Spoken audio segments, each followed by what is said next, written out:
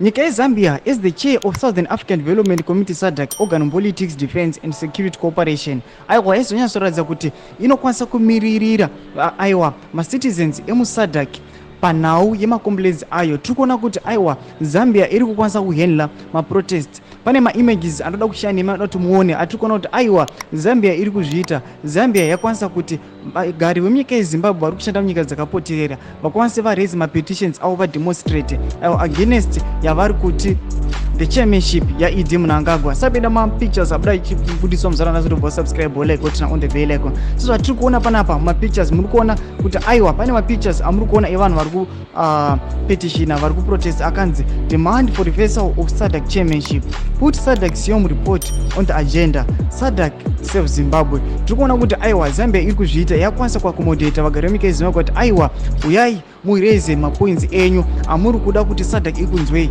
Noda kuti vari kuziva kuti macitizens emunyika yeZimbabwe vari kuti aiwa uchairmanship hwavo ngauzouya asi paitwa paresolvwa a dispute panhau yemafloat elections emuna 2023. They are demanding kuti aiwa implementation get the SADC Siom report ngaiswe on the table. Nyaya yacho yoclear yepedza nokuti yakafambirwa nevanhu veSADC ndo vakauya vakanyatsokuona kuti out of 20 only 17 criterias were not met but 3 only were met. So chimbotudze mafungiro enyu mboti kudi pamusoro penhau ipi. Pinai comment section medu, musana subscribe, kulike, turn on the bell icon.